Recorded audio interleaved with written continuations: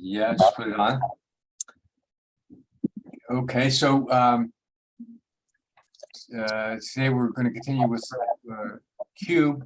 I was going to get started in match score cubes, and I'll do a little bit of that. But before I get started with that, the women in Backgammon, Karen's Women in Backgammon event a couple weeks ago, and Chris Bray, who's the author of the book we're going over, and he was playing. He mentioned something that he actually talks a fair bit about in his book, a couple pages anyway. And this is Woolsey's law. And so I thought I would at least bring it up.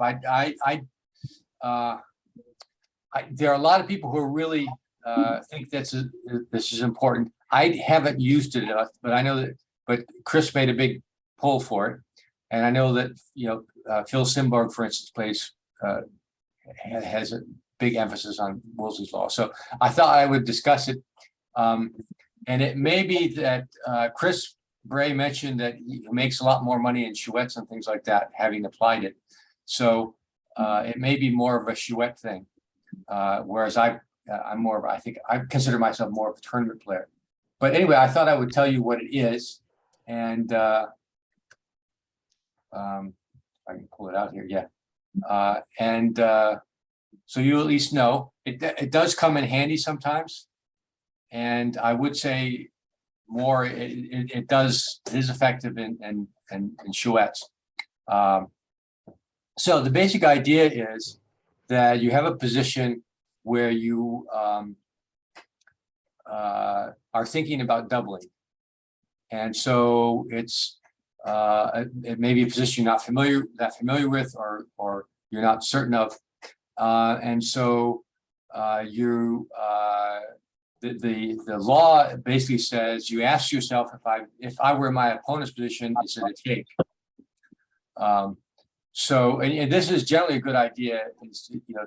We're always focused on what our own positions are, and we have our own fears of being hit and things like that. But if you can turn your mind around a little bit and look at what from your opponent's perspective, that sometimes helps.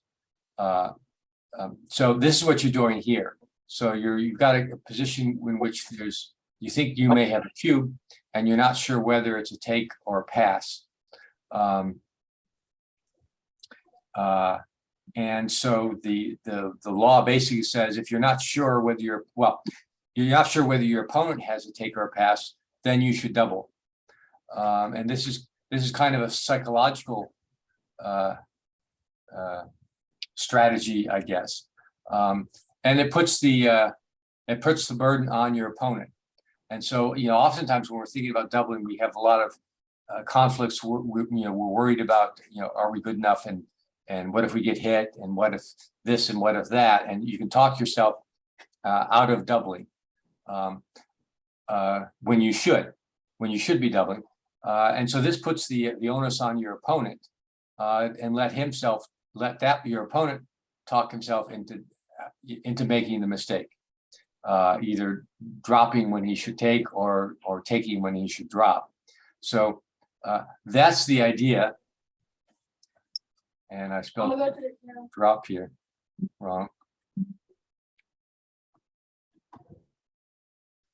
Now, the thing with this is that it's hard to show an example where it's because my kind of focus has always been, well, you should know whether it's a take or drop, and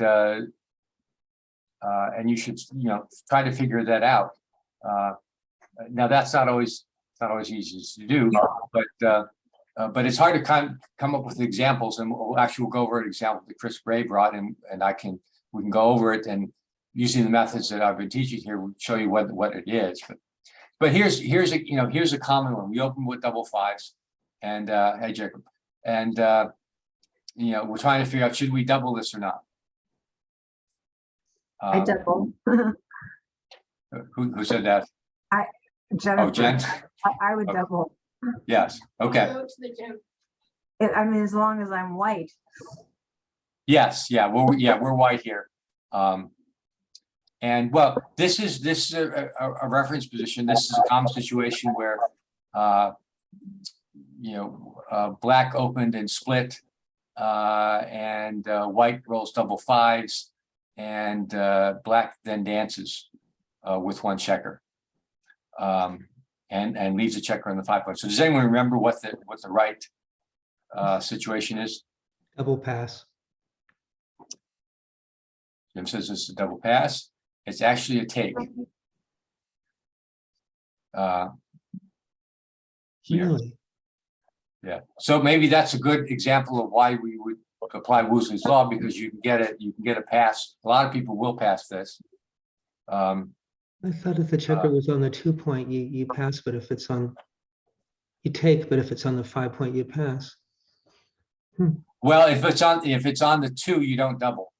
Oh, I see. Actually, well, this one says you do double. Oh, I wouldn't double on it. Other examples, situations. Oh, it's a pass if both checkers are on the bar. Is that the distinction, Gary? It is a pass if both checkers are on the bar. Yeah, right. Okay, good. I got confused. All right. But yeah, if you have both checkers on the bar, it's a pass. Double take. Okay.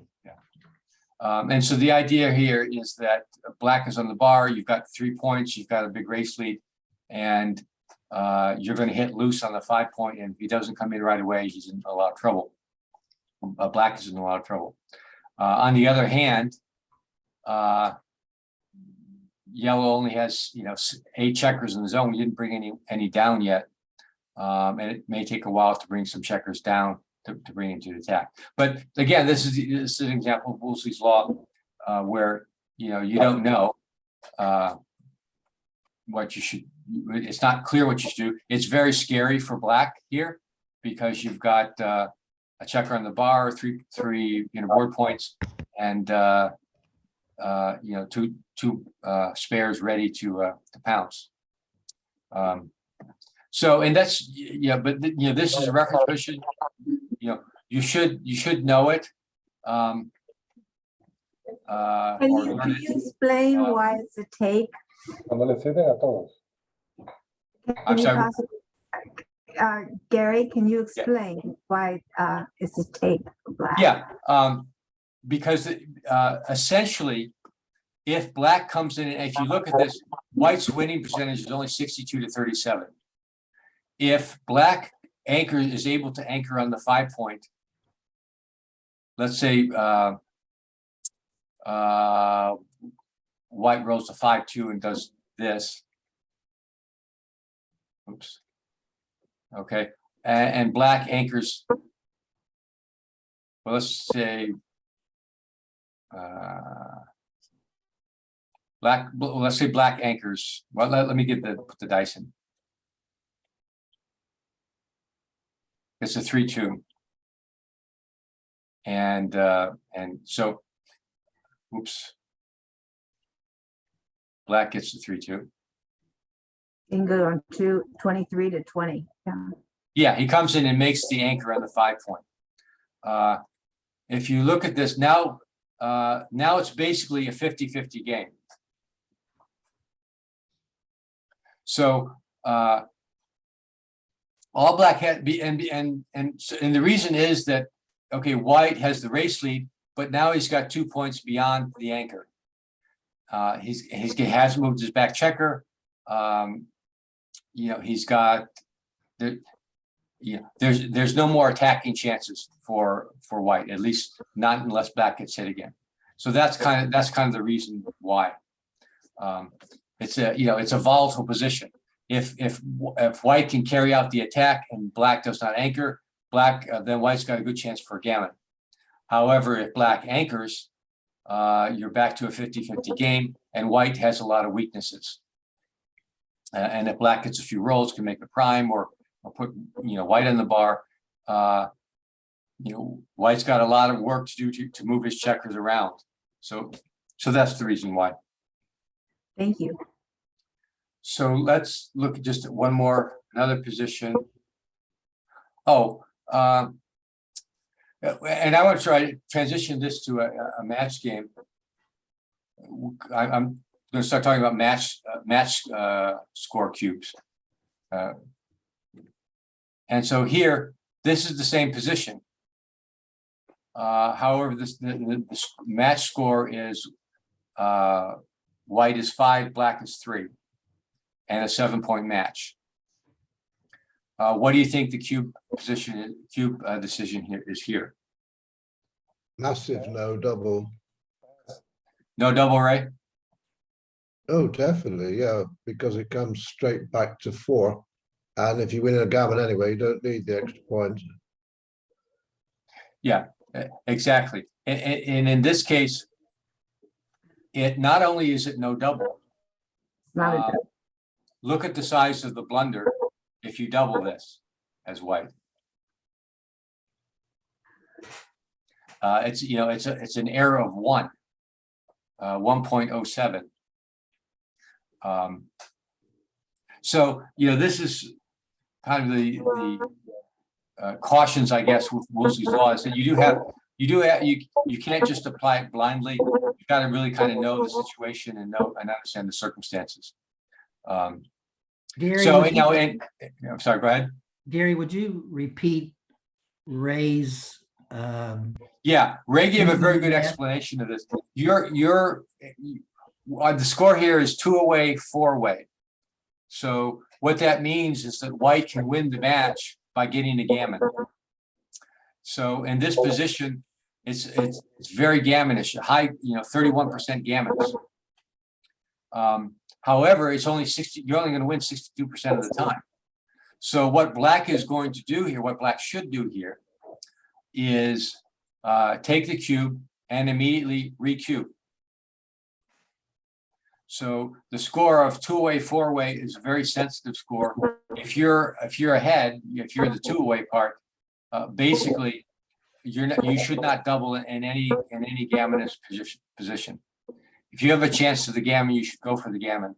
And now if the gammon, if you're still going to likely to win, if it comes to a race and there's no more gammon chances, then you would double, but not until then. But if white is 4 away and black is 2 away, seems to me it would be an easy pass. That's what I thought it was. The other way Yeah. around. Yes, and now the opposite situation. What do we think this is? Now white is 2 away. I'm sorry, white is 4 away and black is 2 away. Cube or no cube? And is it a White's- take or a pass? White's 4 away, then definitely a cube. What do you mean 4 away? Okay, yeah, so when we're talking match score, what's more important is It's 4 not away. necessarily what the score is how Okay. far are you away from winning the Okay. match? So So white has 3 Okay, then why and needs 4 to win the match. 4 more. the double? Sure. So this is a double, and so yeah, so this is double, and now is this a take or a drop? It's a And take. that's very difficult to decide. So, He has nothing to lose by Oh. taking. I think it's a take because if you take and you win the match. So I think it's a take. But wait a second, it's gammonish. So black has to be very careful. That's the problem. It's gammonish. It's not only gammonish, it's Right, very right. gammonish. I said drop. It's a pass. It's a drop then. Oh, it's a big drop. This is a 0.64 error. Yeah. That's the kind of error that will ruin your PR very quickly. Yeah, so we'll get into more of this type of situation later when we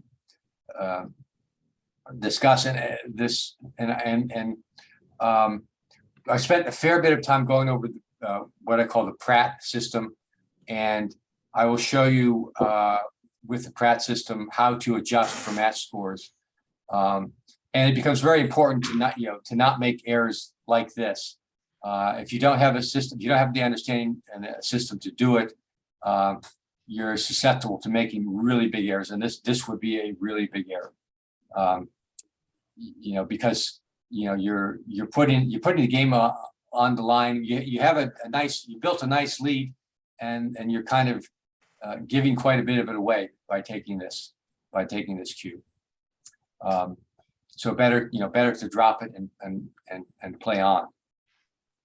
Gary, Okay. isn't it sort of a free drop? Because if you drop it 4-way, then your opponent still has to win 2 matches.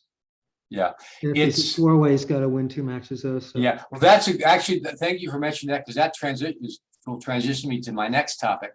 It's not a free drop in the way that it's commonly used, and we'll get into what the free drop rate is. But the free drop is usually when you're one away. It's post Crawford, Right. and that's called the free drop. Right. This is not the technical free drop, but the idea is the same. Is that this is such a dangerous position, and it's so gammonish that you're better off giving up the point, and starting over with the next game. So having said that, let's get into the idea of the free drop, because that's what we'll spend the next time. So can you tell me what a free drop means? yeah. So here's a situation. White is 1 away and black is 2 away. And what has happened here is that white got to Crawford and then lost the game, or whatever games, and now black is 2 away. Okay. And this is an unusual situation where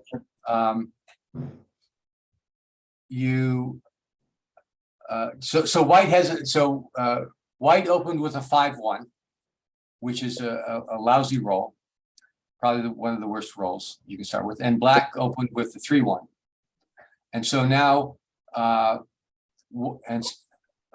actually no, black rolled first. Black rolled the 3-1 first, and then white rolls a 5-1. Now it's black's turn. It's his first opportunity to cue. Now, when you're 2 away and your opponent is, when your opponent is 1 away, generally you're always going to throw the cue right away, the first chance that you get. Is this post Crawford? This is post Crawford, yeah. Now, let me say, some people like to play a game of not throwing the cube, and they try to sort of trick their opponent into making a mistake and maybe passing when they shouldn't. I don't really want to get into that. I don't recommend that, and I don't do that. What's more likely to happen is, or just as likely to happen, is that you'll throw a joker, and then your opponent will drop when you had a really good chance of winning the doubled game. So I would just take as axiomatic that if you're post Crawford, throw the cube right away, and you don't lose that way. The only thing that you win is that you may trick your opponent into making a mistake. But it seems to me, for most of the time, you're just as likely to have lost your market by rolling a good number. Okay, but what's the cube action here? We've already said black should double because he's let me point out something else too, something called gammon values. What's the gammon value to white? 0. It's 0, yeah. White doesn't care whether he gets a gammon or not, because he just needs 1. He needs to win. Doesn't matter whether he wins a doubled game, doesn't matter whether he wins a gammon or a backgammon. It's just he needs to win.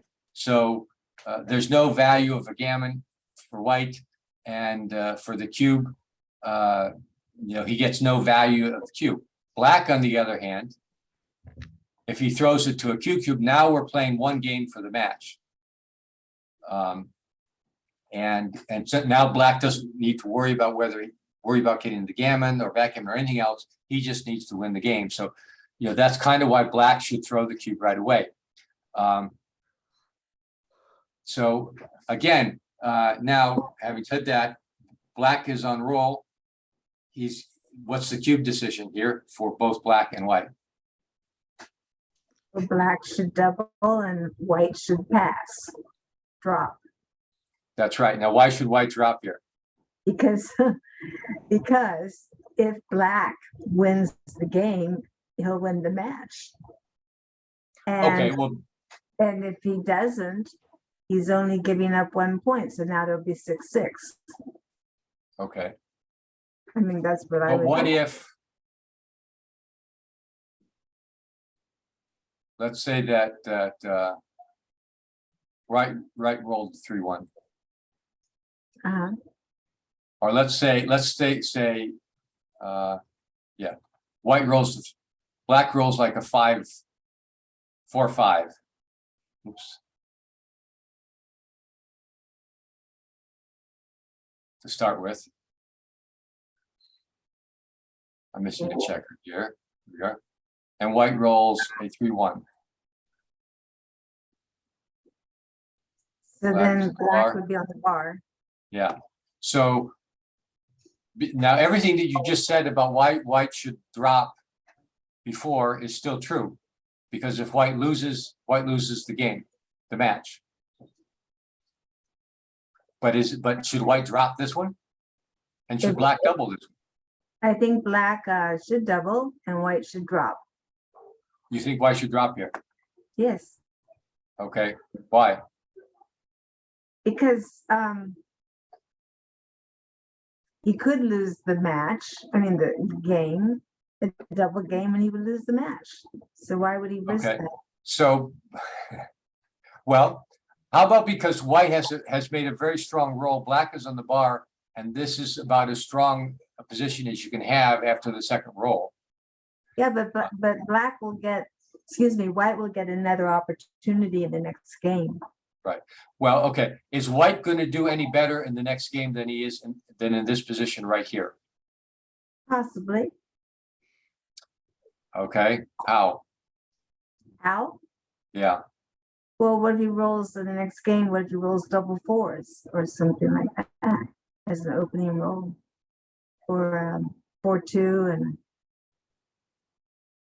okay, well, that would be better. he could possibly make three points on his inner board. Yeah. Okay, but is that likely?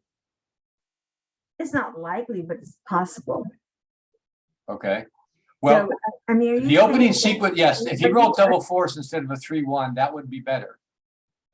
Maybe double sixes would be better too, I'm not sure. But those are, those are 2 rolls out of 36. What if he was gonna roll of like a 5-1 or a normal roll, 3-4, or even a 4-2? Yeah, the chances are that he's gonna roll, he's not gonna do much better than this. Double fours is a better roll. But black could start out with 3-1. Yeah, the point is that the point of the 3 drop, to go back to the original one.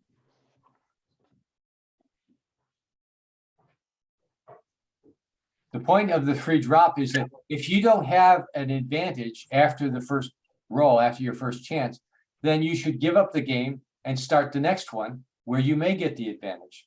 Now, you may not get the advantage on the second game, but you're not going to know that until you play it out.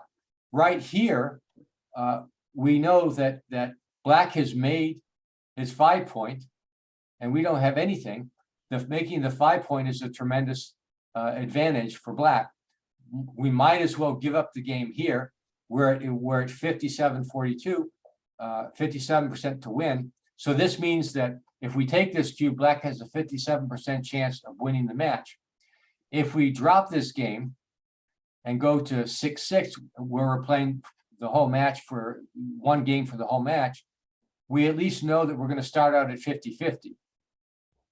Right. So 50-50 is better than 57-32 or 57-42.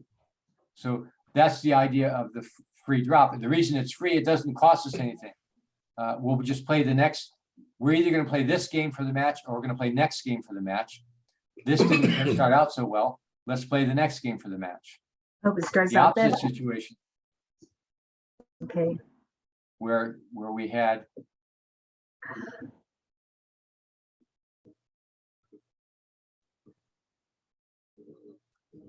in this case, okay, in this case, we have a better chance to win, 57%, right? yes, That's a little more than half.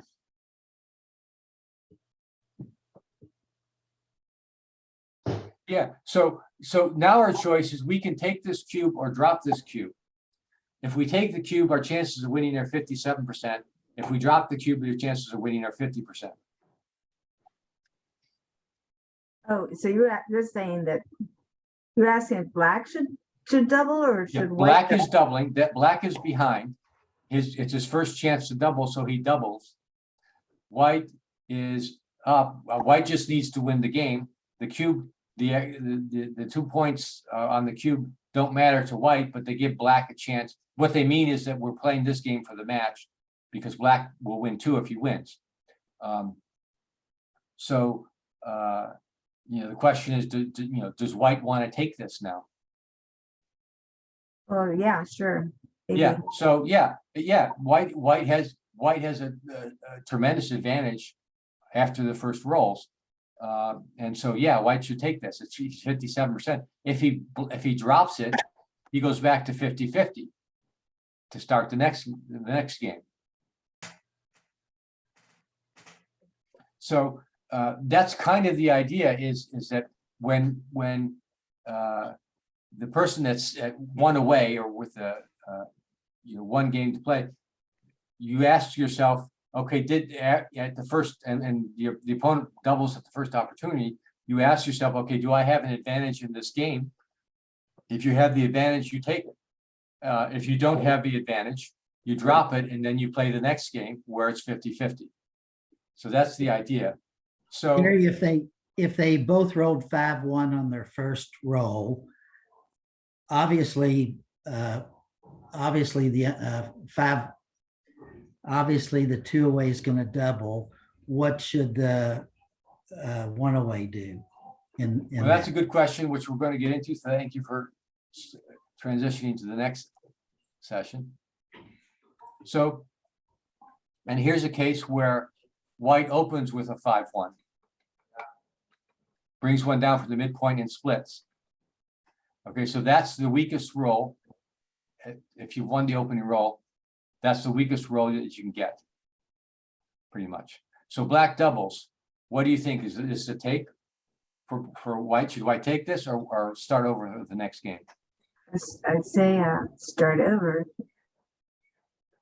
Yeah, well, it depends. Is it? Start over. I don't know. I mean, that's a White, really last. yeah. So white, when you're starting with the first roll or two, there's certain rolls that are obviously good rolls and certain that aren't. This is not. This doesn't accomplish anything other than giving white a 6-pip lead. So I didn't. I had never thought about it until I started looking at this, but this is basically a 50-50 game. XG says it's a pass, even though white has this a tiny advantage. So I would say that this one is a toss-up.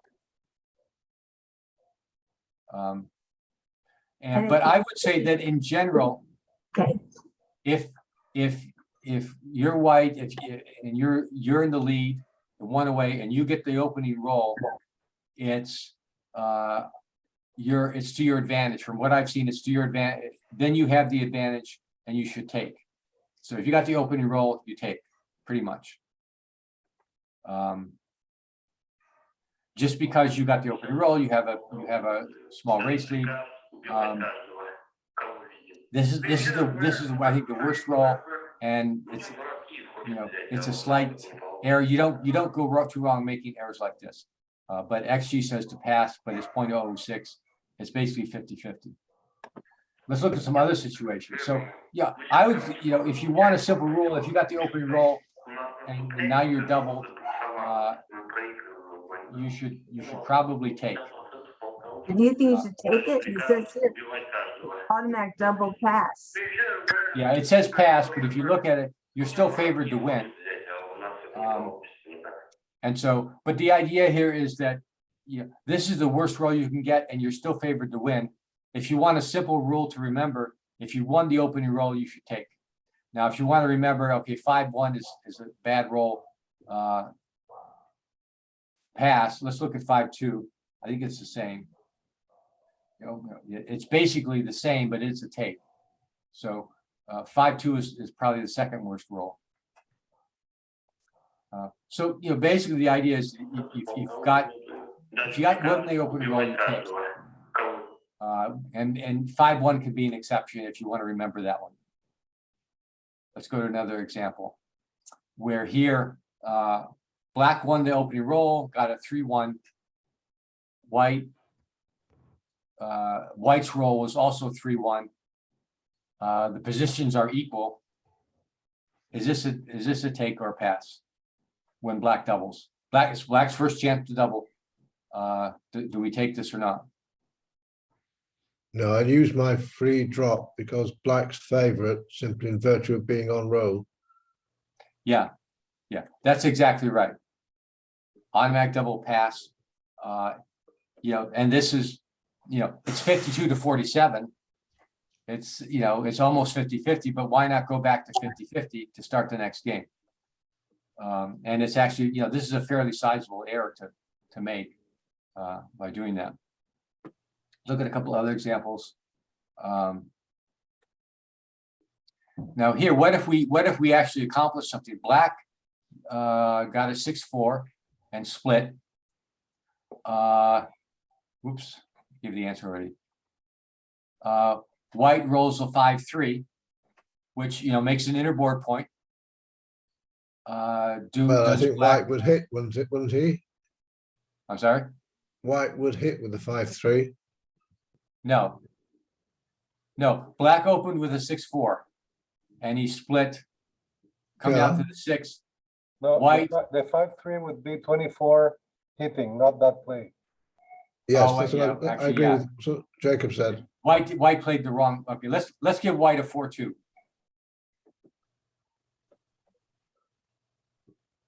Actually, white should have hit here. Still, Let's see white make. This example. But in any case, white made the wrong play. Should probably. Well, maybe I don't know what the right play is at It this might have score. been 4. You might have been 4-2. That might have been the better play. Yeah, Yeah. let's just white made the 4-point. Now, so white has made, as we know from earlier on, the 4-point is a valuable point. It's the second best point compared to the 5-point. And so, this is a reasonably strong position. Is this a take or a drop for white when black doubles?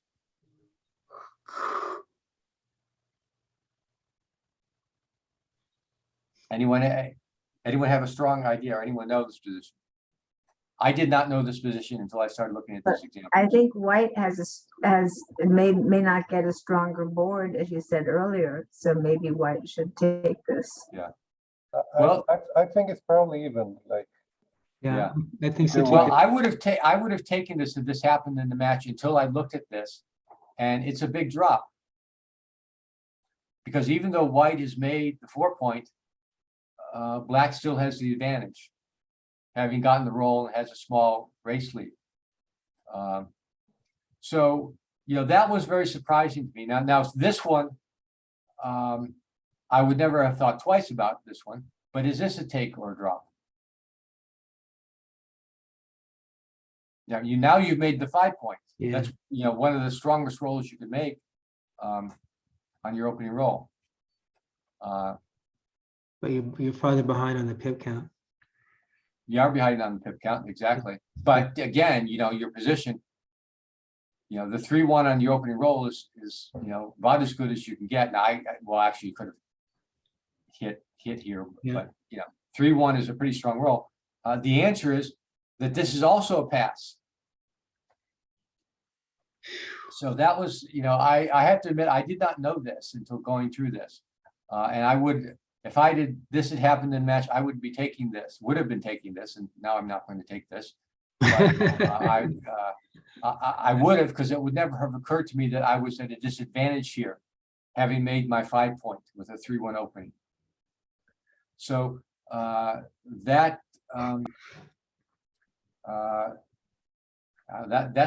that's still surprising to me after I've seen all this. Let's look at a few more things. Oh, that was the one I just did. So, but what about if you put him on the bar? Now, black opened with the 6-4, and we rolled the 6-3, and we put black on the bar. Is that? It's got to be a take. You think this is a take? Yeah. I would have taken it. It's a pass. It's a small pass. Wow. So, you know, that's that, and this was surprising to me too. So it turns out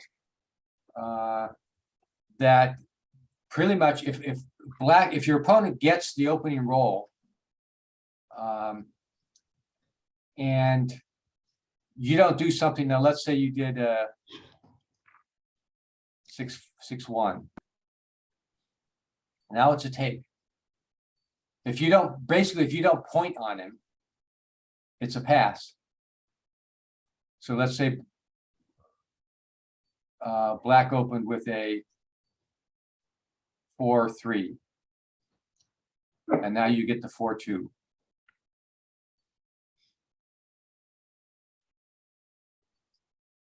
Actually, this is even a pass. Jeez. Oh, that's surprising. I hadn't done that one, but you know, I would probably still take this. I don't care what next G says on that one, but it's still a pass. So, you know, let's say he had opened with a 5-4 or a 4-3 and he did the odd split. This one is a take.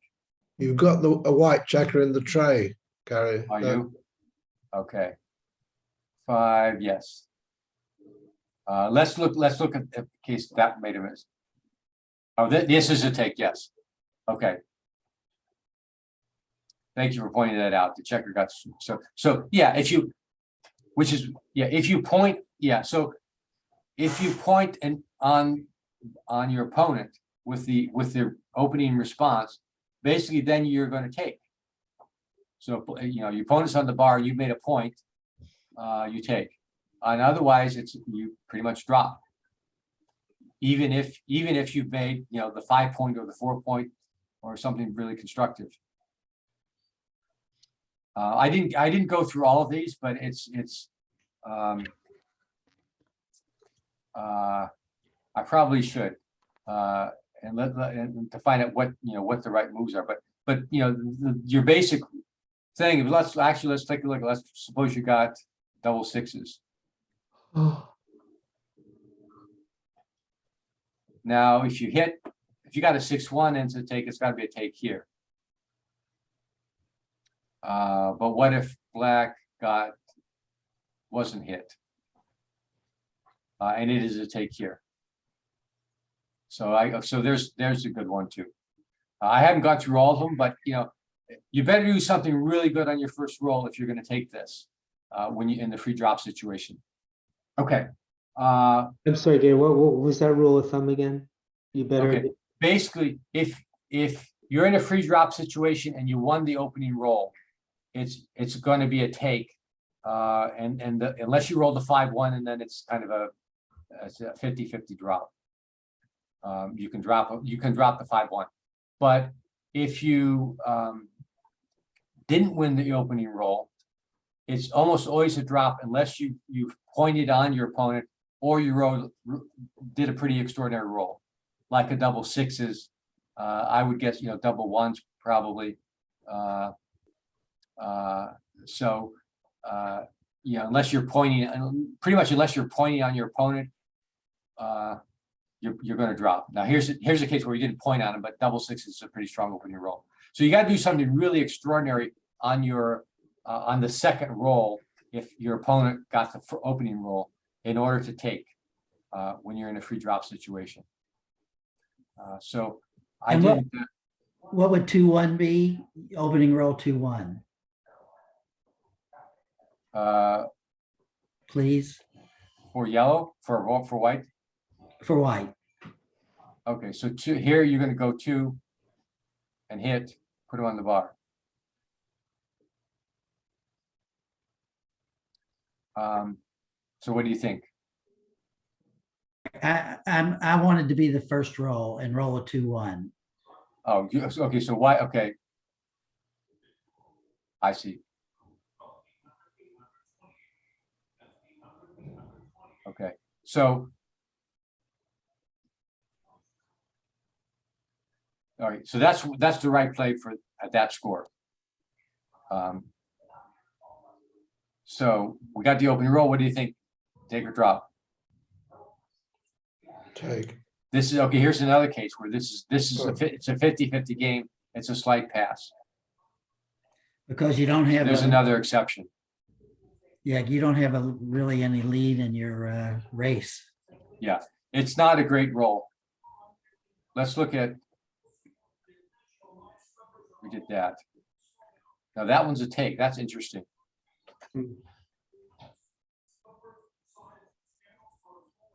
Wow.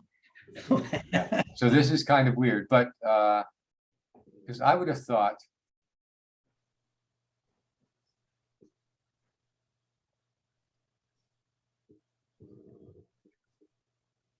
Yeah, okay.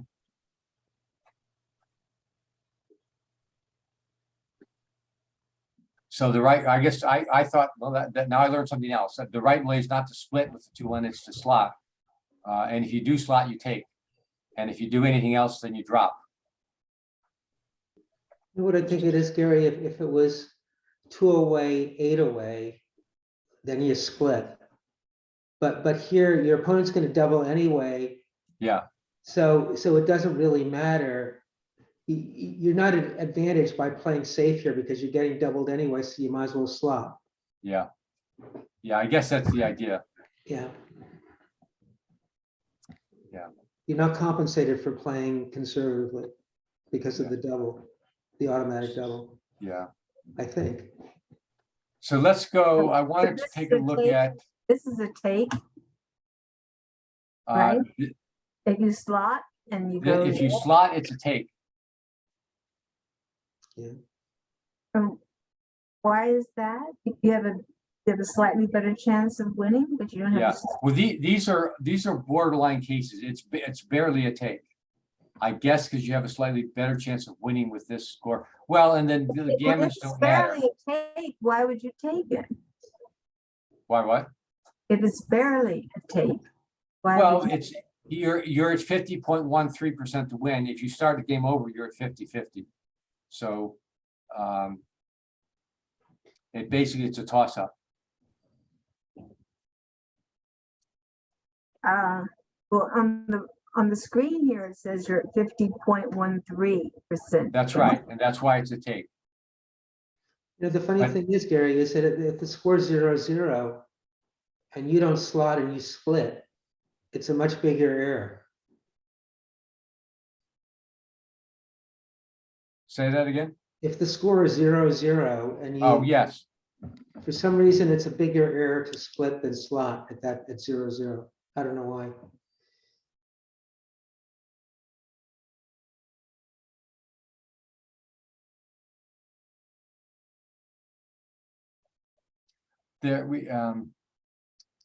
They're close. Yes, that's true. That's weird too. This point is splitting or sliding is basically identical, but it looks like it was 0.03 error to split at the pre-drop score. Okay, I don't want to spend. I started some more time than I thought I would on that. There's one more thing to recognize about the free drop. And that is that there's more than one free drop. So we've looked at the case where it's 6-5. And so this black got the opening roll, right rolled 3-4 and did this. And this is a automatic double and pass. Black got the opening roll. We accomplished nothing on our opening roll, so we drop. the thing to remember is that you have a free drop, not only when you're 2 away, 1 away, but when you're 1 away, any even score. So here we are 4 away, 1 away. This is also a free drop situation. The automatic double in the pass. If you're 6 away, okay, this is also a free drop situation. Automatic double and pass.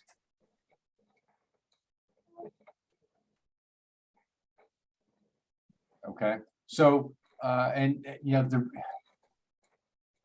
I don't want to go too much, but the reason for that is that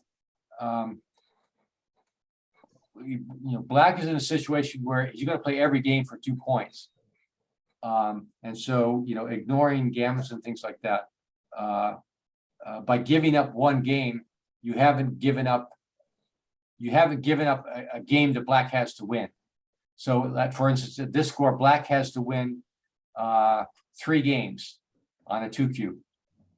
If you drop here, Black still has to win 3 games. So that's why it's a free drop.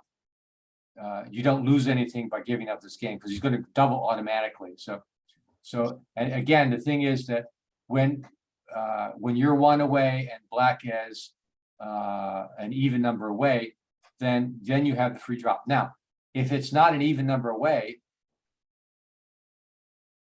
so here we're at 1 away, 3 away. This is not a free drop. And so this is a take.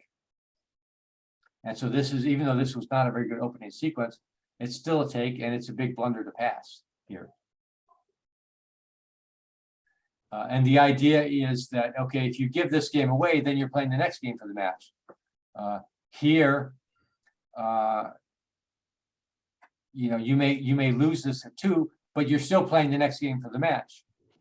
The question I've had is, does this rule apply? Do you think any of this applies in non-Crawford situations? I mean, let's say the score is. Well, these are all post-Crawford. I understand, but let's say the score is, you know, 2 away, 6 away, or whatever it is. Is there less sensitivity to dropping at 6 away because it's an even number than it would be, say, at 5 away or whatever? Is there? Can you extrapolate to? I don't think. No, I don't think it's worth thinking about here. But okay. yeah, it's not. Well, there is a higher sensitivity when you're behind. You know, when you're behind and you need a gammon, you're going to pretty much jump at a chance to double, and so that you can get the, you know, the 4 points instead of the 2. So I mean, look at this game. This is a pretty, you know, pedestrian opening sequence. I mean, Black didn't accomplish much by opening with a 6-4, and White didn't accomplish anything more, but with his 3-4 roll, which he brought 2 up. And this is almost a double here. But my question is that if it's post Crawford and you're in the lead and your opponent has an even number, that you have a free drop. If it's a non-number, you don't have a free drop. But let's say it's not post Crawford. As a general principle, if you're in the lead, are you more inclined to drop if your opponent is an even number away as opposed to an odd number away? Yeah, well, that's true, and we'll get into more of this later on. But that's true in gammonish situations. Once you get post Crawford and your opponent's thinking about cubing, and that's true. Actually, it's, well, we're not, forget post Crawford. If you're ahead in the match, in general, you're going to be a little more conservative about taking the cube. And if you're in a gammonish situation, you're going to be much more conservative about taking the cube. And the score matters. So, and we'll get into the gory details of that. Mhm. But so yes, that's right. Let's leave that for a later date because that gets you know, that gets complicated. And you know, I'm going to have a series of lessons on that topic. For starting next time, we'll start with, you know, non-gammonish situations. So we'll look at races and how do we did a racing formula, and so how do we adjust the racing formula for different match scores? We'll talk about that. We've looked at, non-gammonous positions in the holding game, the midpoint holding game. So we'll look at that. The sort of the after the hit, the rule of 4 after the hit, and which is we'll look at that too. And those are kind of non-gammonous situations. But we'll also look at how to apply match score adjustments to Pratt when we're in gammonous situations. That's a whole layer of complexity on tournament play that you don't get in Chouettes. It's very fascinating, and even a lot of things are very surprising. Even the simple free drop stuff. I wasn't really aware of a number of these things, and they're weird. But you learn them, and then you can apply them appropriately. Okay, so that's it for this lesson. So Gary, thanks a lot for this. Too much of what we read and hear doesn't take match score into consideration. So I think it's really helpful to have some of these examples where the match score matters a lot. Yeah. Well,